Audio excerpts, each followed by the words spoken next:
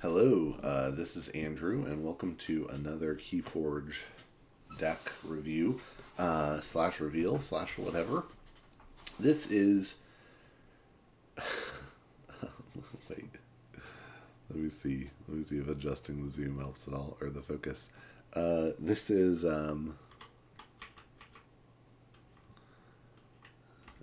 Couteeyr of Justition Office. What? That's not a word. So, yeah, FFG, where are you getting these words from? I Googled this, and I think the top, let's see, the top, 1, 2, 3, 4, 5 results are for Keyforge decks, and then everything else is like Italian pages that aren't quite, don't, like, the words don't quite match. So this is weird. Anyway, it's Couteeyr. I think there can't be a right way to say it because it's not in the real world. But Couteeyr of Justition Office, and it's Untamed, Brobnar, Shadows. Those are some good houses. I like them. And earlier today, I took this deck to an Archon adaptive tournament with, I believe, 10 people and 4 rounds of Swiss, and went 4-0 with it, match-wise. 8-3 game-wise was my record, but I wasn't playing with this deck for every one of those. But this deck won quite a bit. And it's I think an interesting deck. I chose it. Oh, and then at the end I'll show you my swag as well. But I did manage to win the tournament, and so because this was an adaptive tournament, an adaptive format tournament. For those of you who don't know, the adaptive format says I'm going to sit down opposite my opponent, and we're going to play a game with our decks. Great. Then we're each going to hand our deck to the other person, and we're going to play a game with the other person's deck. At that point, it's possible that the same person won both games. That person went 2-0. Let's say you have deck A, person A with deck A, and person B with deck B. So you do a game with AA, BB. Then you do a game with AB, BA. Well, if person A won both games, then that's it. That match is over. That you go report to the tournament organizer, the TO. But let's say that it was actually deck A that won both times. So person A won the first game and person B won the second game using deck A. Well, at that point, you decide, okay, deck A is the more desirable deck, and we're going to bid chains for it for the third game. And so let's say I'm person A, I might say, hey, I would like to play my own deck, which won both games, and I'm willing to play it with 4 chains, starting the game with 4 chains.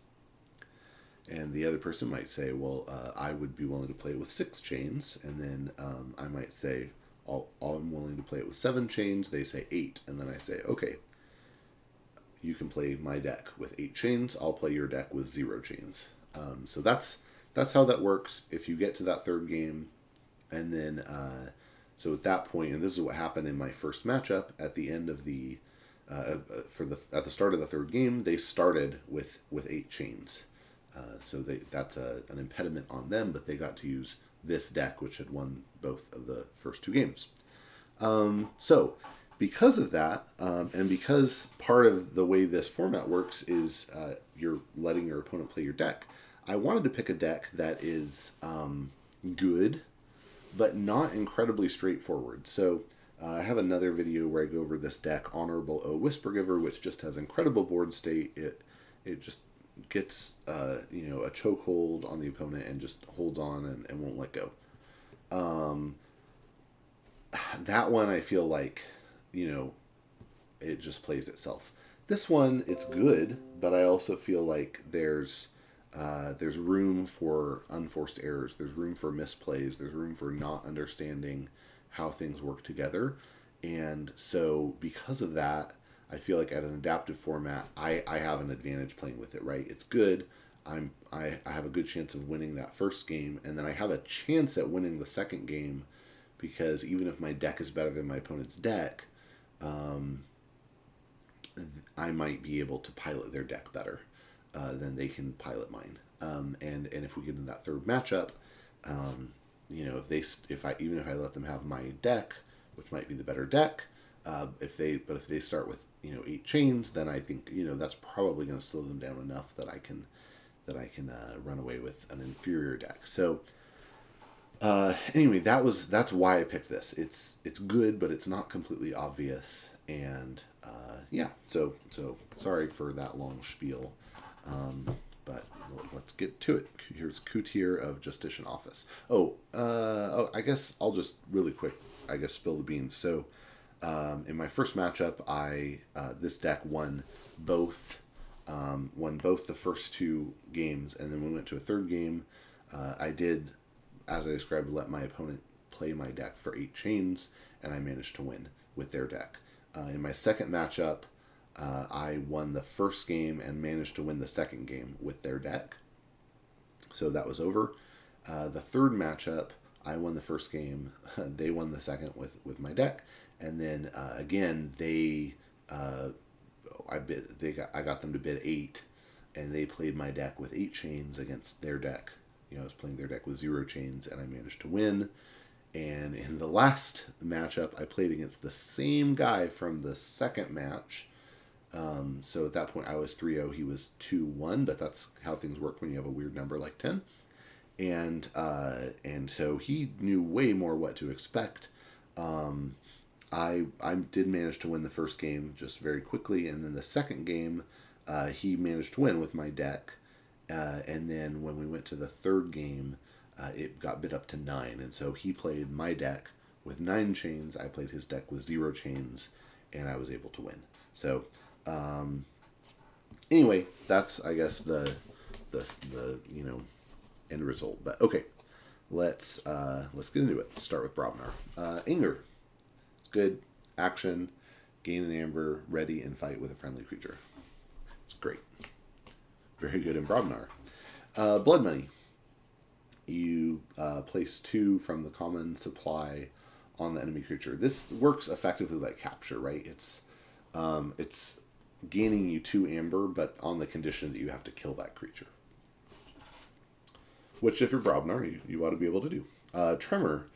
Stun a creature and each of its neighbors, so you get to, in the best case scenario, you're stunning 3 creatures. That's pretty strong. I have 2 of them. This is very good for control, for board control.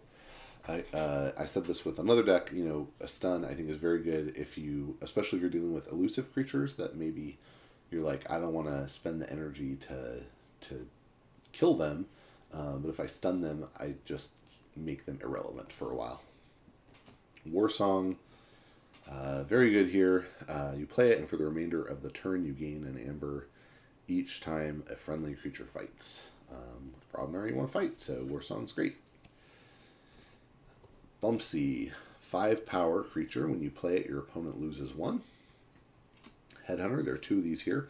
5 power, and when it fights, it gains 1. Important to note, effects like this fight one, they only actually trigger if the creature is still around at the end of that action. So anytime Headhunter fights, it's going to put, if this were Magic, we would say on the stack, but it's not. It doesn't really work that way. But when it fights, it puts in the queue of things to resolve. Hey, gain an amber.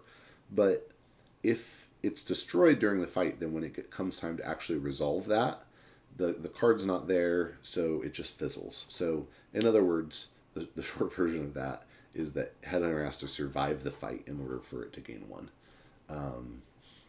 That's, from reading a bunch of questions answered by FFG, that seems to be the way it works.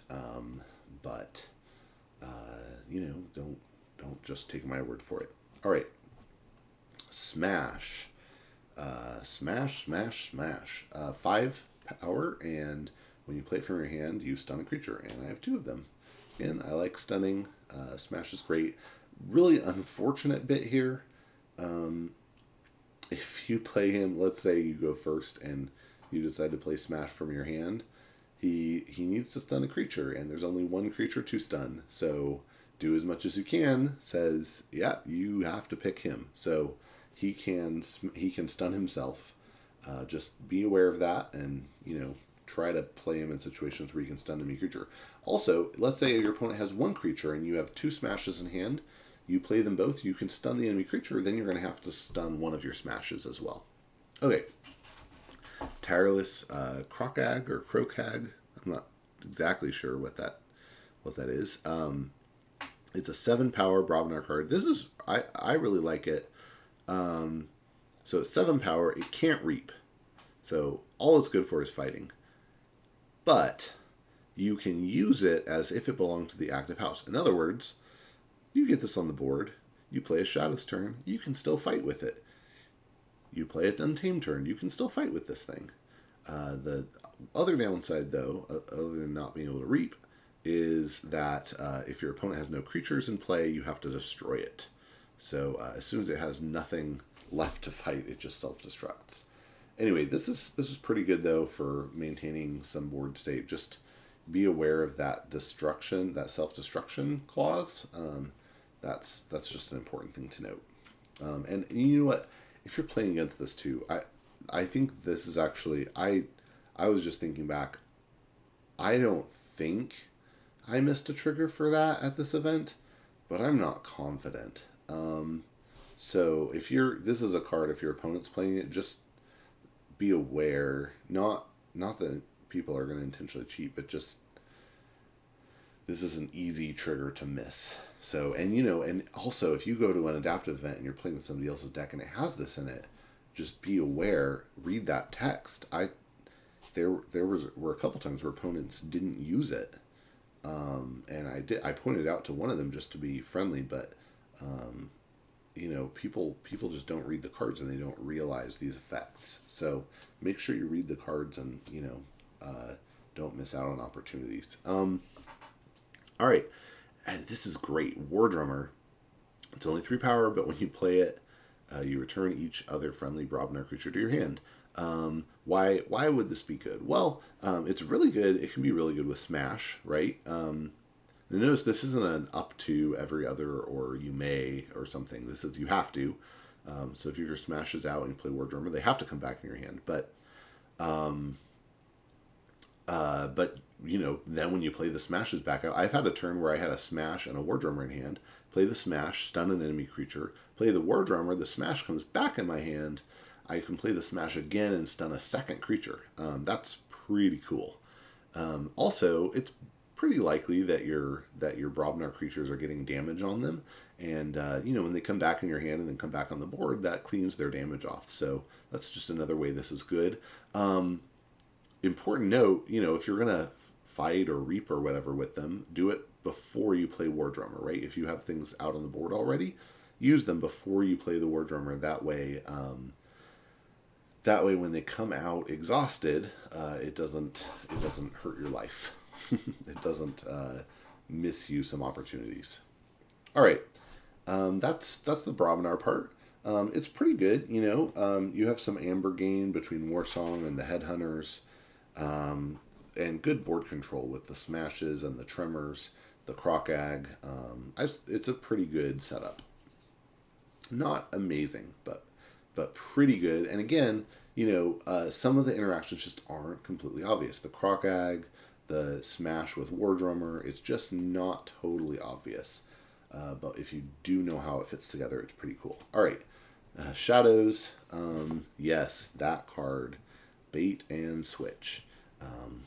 It's a Shadows action, and if your opponent has more amber than you, steal 1, and you repeat this effect if your opponent still has more amber than you, and that will just keep going. So if you have no amber and your opponent has 7 amber, you're going to steal 1, so then it's 6-1.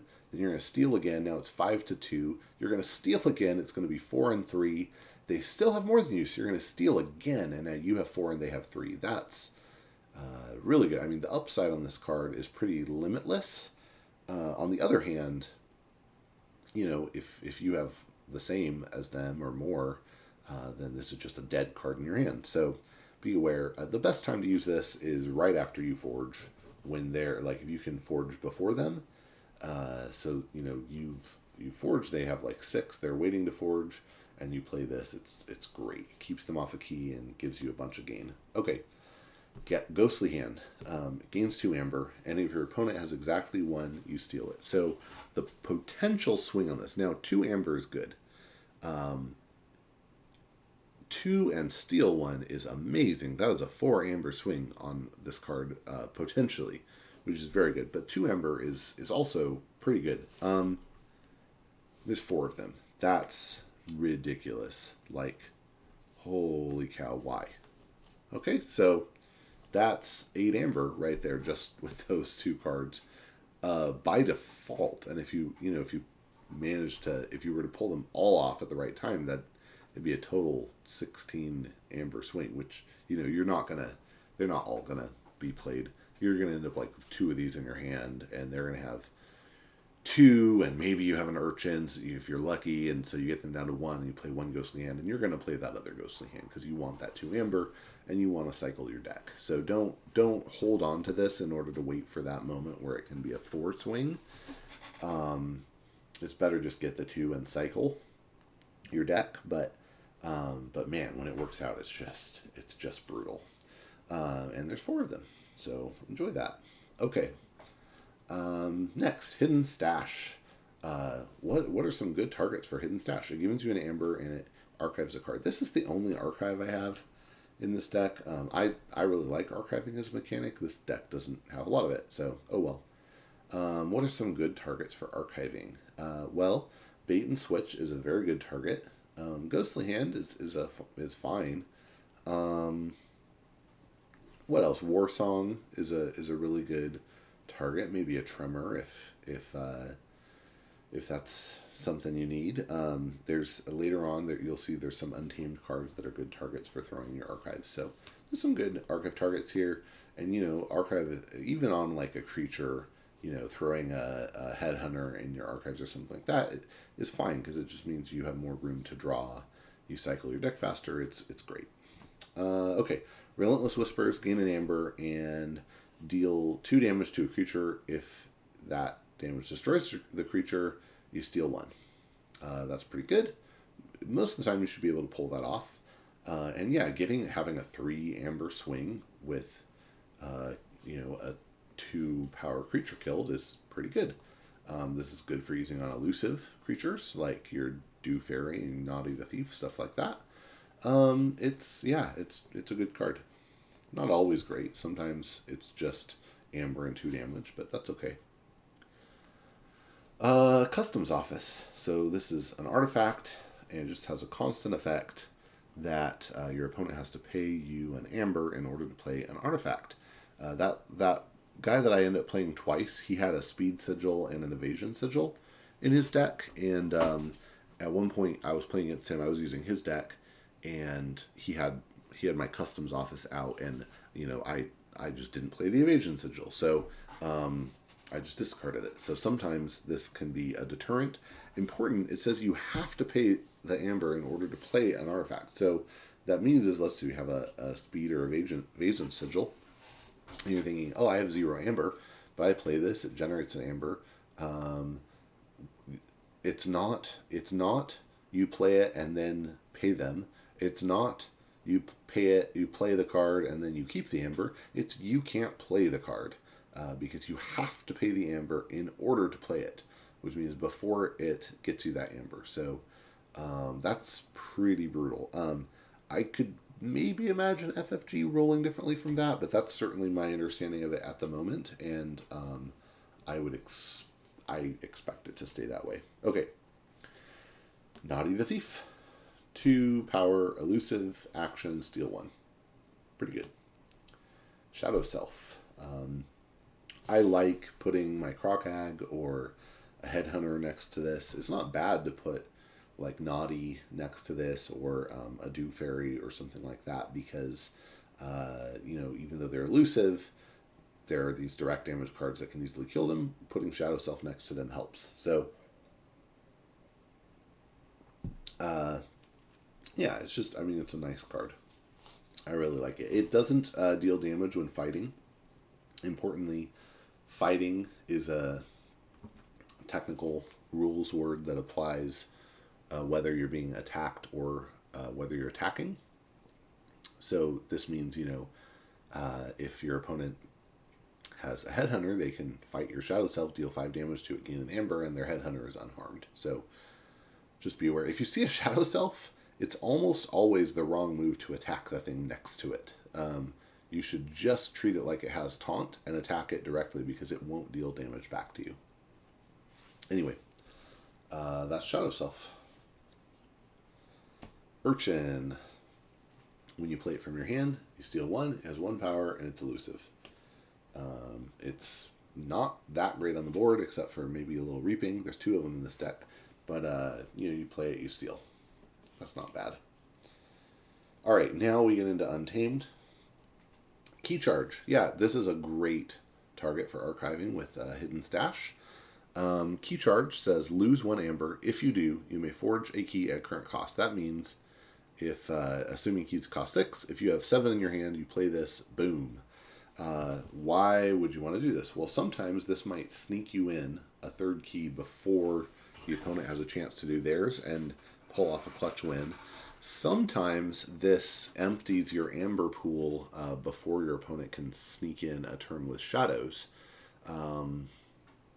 So either way, there's a lot of occasions where this is good. It's not always good. Sometimes it's a dead card. If I'm playing against, if I don't see any shadows on the board or dis, or maybe I just decide, this isn't helping me, I discard it. If I can archive it, though, I'm going to be really happy because that just means it's out of the way.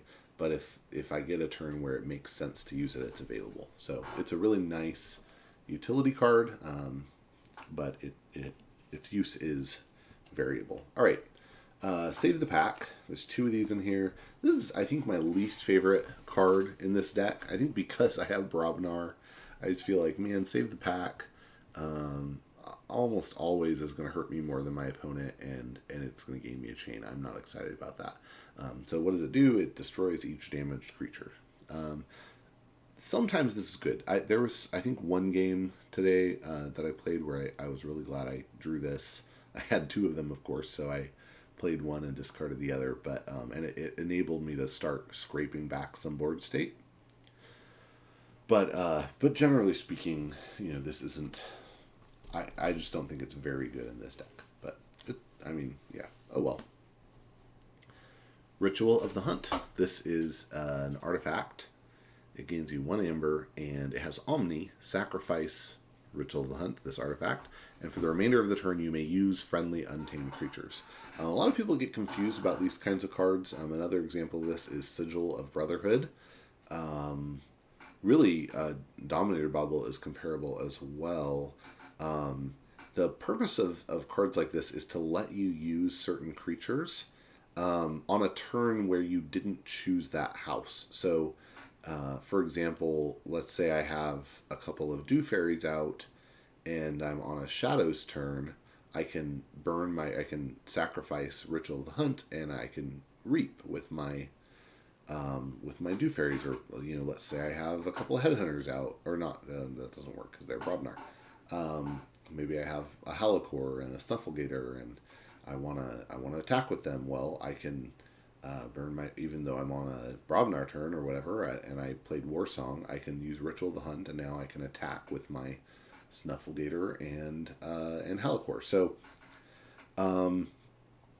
that's the purpose. It does not let you use exhausted creatures. That is a thing that I think some new players get in their mind. Oh, this lets me use friendly untamed creatures regardless of whether exhausted. No, that's no.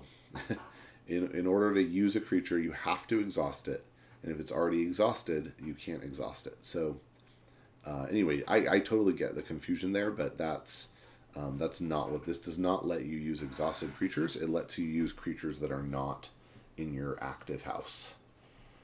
Anyway, but this is super good with Warsong, in my opinion. Like, if you can have some nice untamed creatures out, you play Warsong, bam, you get some amber generation that way and clear the board.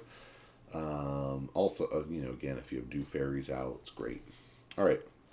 Ancient Bear.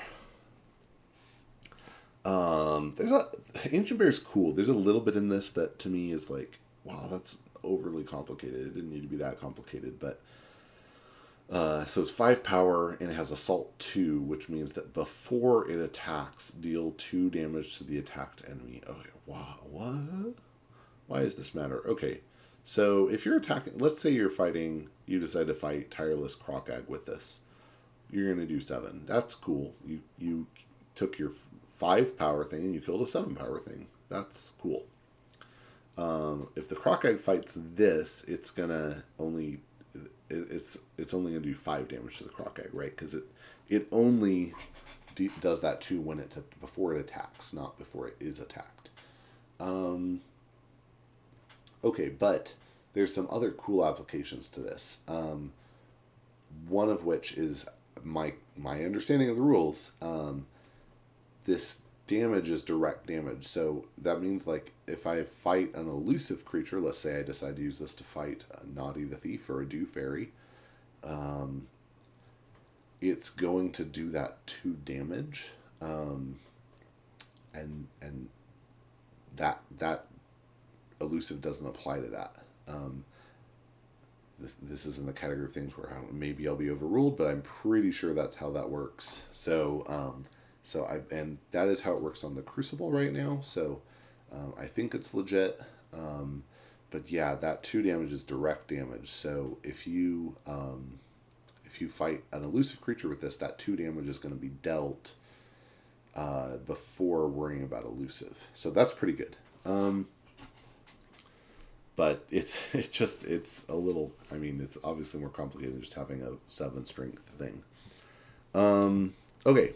Dew Fairy. 2, I thought there were 2. There's only 1, I guess. Alright. Well, Dew Fairy is 2 power. It's wimpy. It doesn't ever want to fight. It's elusive. So the enemy has to attack it twice in order to get it. And it has Reap, gain 1. A lot of new players get confused by this. They think, well, doesn't Reaping already gain me 1? Yes, it does. If you Reap with Dew Fairy, you get 2. You get 1 from Reaping, and you get 1 from the effect. So that's pretty good. And that, the whole theme of Untamed is ramping and amber generation. So fits nicely. And that's really good setting you up for key charge turn too. Okay, there are 2 of these. Speaking of setting yourself up for key charge, 2 Dust Pixies. Dust Pixie, it's a wimpy 1 power creature, but it gains you 2 amber when you play it from your hand. That's pretty cool. Halakor. I love Halakor. Halakor is such a cool card. It's 4 power, and it says each friendly flank creature gains skirmish. So your 2 creatures on the ends at that point can attack without taking damage back. You throw this on one end with your Crocag on one end or with a Headhunter on the other end, and you're setting yourself up for a very nice ability to just spam fighting with that creature and not take damage back. It's pretty cool. I love it. I mean, it's I don't know. To me, Halakor says like, go have fun. Okay, and then Snufflegator. And I don't love Snufflegator because I mistake it for Halakor. I know I'm dumb, but I play Snufflegator and I think I have Halakor. And this hurts me online because I just really don't notice, and then I try to fight with my other flank creature and it doesn't have skirmish and it dies, and I'm surprised. So that makes me sad. Anyway, Snufflegator, power 4, and it just has skirmish. So there you go. Power 4 with skirmish. It's good. It's good. I just wish I didn't always mistake it for Halakor. Murmook. Meh. This says stop. It's power 3, and your opponent's keys cost +1. Okay. Slows them down. That's good. It's wimpy enough. Usually they can just deal with it. This can be nice to throw next to a Shadow Self. Usually, I feel like that 1 amber isn't going to change the game that much, but of course sometimes it does. Usually it's just something for your opponent to have to spend time killing. Okay, Hunting Witch. And this is a fantastic card. 2 power, and each time you play another creature, gain 1. And it's really interesting to me because you know people keep referring to Hunting Witch as she, and now I might get in trouble for this. You know that the way that Hunting Witch looks to me, I guess the right terminology is presents as a man. I mean that's what I look at. Oh, there's a man, and it's interesting because there's like a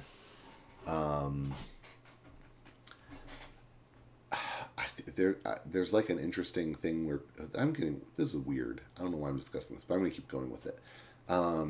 There's a thing where people like think that a witch is a woman, is a female, and a wizard is a male, and I think like that's true in some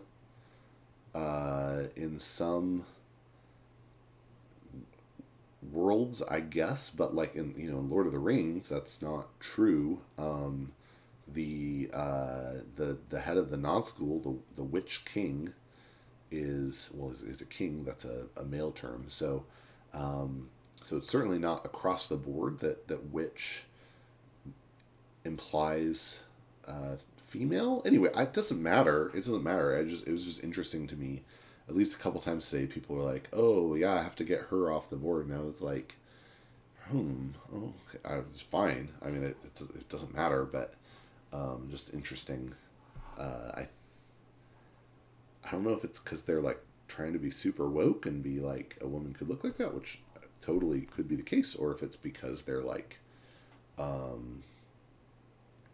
think that witch is always a female term. Anyway, okay, sorry for that.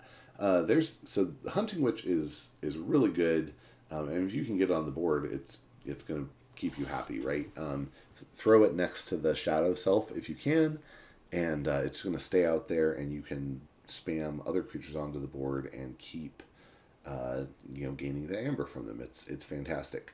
I've had turns where I can do like a Hunting Witch into a couple of Dust Pixies, maybe another creature, and then Key Charge, and it's just incredible. So anyway, it's a very good card if you can keep it on the board. Of course, it's very wimpy, so it there's no guarantees there, but if you can keep it on the board, that's super cool. So anyway, so yeah, and in the last matchup, like I said, I won the first game. My opponent used this deck to beat me.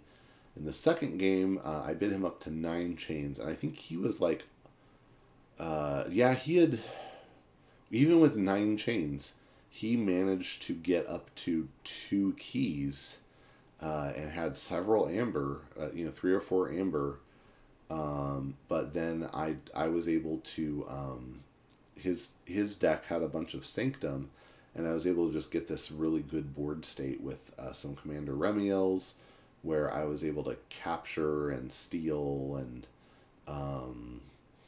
and stuff to keep him off the key while I was generating amber, and that ultimately got me the win. But it was actually pretty close, even with 9 chains, and his deck wasn't bad, but it definitely, this deck is fast.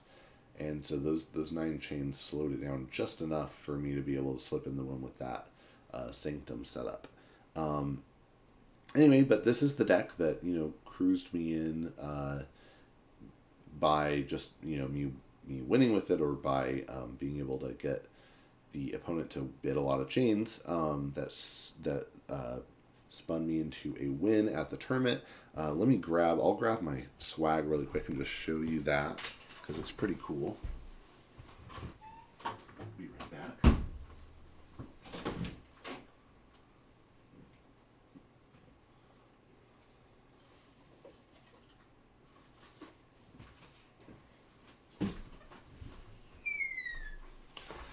Sorry about that. So, yeah, so this was swag just for showing up. 4 +1 power tokens with, I think it's that Chuff Ape on there. I think that's Chuff Ape, but I could be wrong there. It looks niffly too. Anyway, so that's for +1 power. And which, I actually don't have any occasion to use these right now because I haven't managed to open any Mars decks. I have 7 decks. I have no Mars, and there's not a lot of other cards that want to add power. Although I was able to use this when I was playing another person's deck today that had Mars in it. So those, and then this is from the pre-launches, I think, but the store had a lot of these. So it's a chain tracker with Untamed on the back, and you can use it as an active house marker. I saw some people got like a full suite of those it was pretty cool. This is, really quick. Yeah, well, the top 3 got a deck, so I got that. That's pretty cool. I mean, for $5 tournament, that in itself is MSRP higher than that. So, pretty good deal. And then these keys, they're not colored, but they're wood.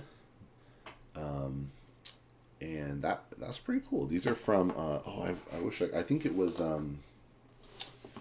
Order of Gamers is the place that does these. Anyway, so I'll have to color these myself. I might have my 10-year-old daughter do it. We'll see. But she was pretty excited about this. She came along with me to the tournament and was hanging out. It was great. And then for those went to the top 4 people, and I think that was just on the store's initiative. So that was pretty cool of Game Castle Santa Clara to do that. And then lastly, I'm gonna have to move the camera to do this, but